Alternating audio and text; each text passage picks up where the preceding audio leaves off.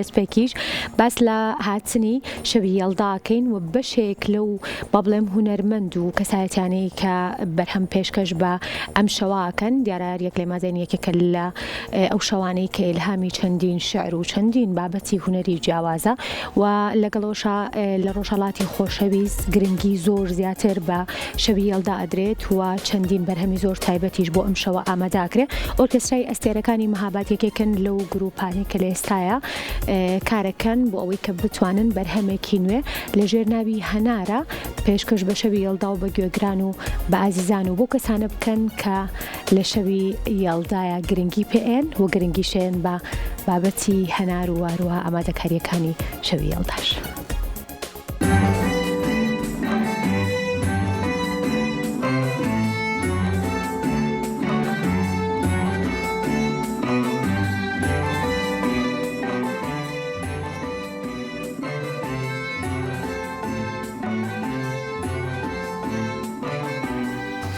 ئۆرکێسترای ئەستێرەکانی شاری مەهاباد با بۆنەی شەوچلای هێڵداوە بەرهەمێک بڵاوکەنەوە.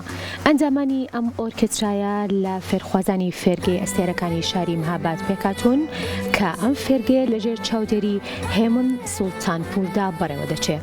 ئەم گروپە بە بۆنەی شەوچلە بەرهەمێک بە ناوی هەنار بڵاو دەکاتەوە کە کاری ئاهەنگسازی و دابەشکردنی مۆسیقای لەلایەن هێمن سوڵتانپورەوە بۆ کراوە و هۆنراوی ئەم بەرهەمە هەتاو خورشیدی نووسیبێتی و هەروەها مامۆستاکانی ئەم فێرخوازانە بریتین لە هاوڕێ شاهینپور و یۆسراتا و ناسر بێهزادی و جەرهەنەری ئەم کلیپەش سمکۆ ئاهەنگەریە و هەروەها زەبت و میکس و مەسترینی دەنگ لەلایەن موحسین نەبەویەوە ئەنجام درراوە.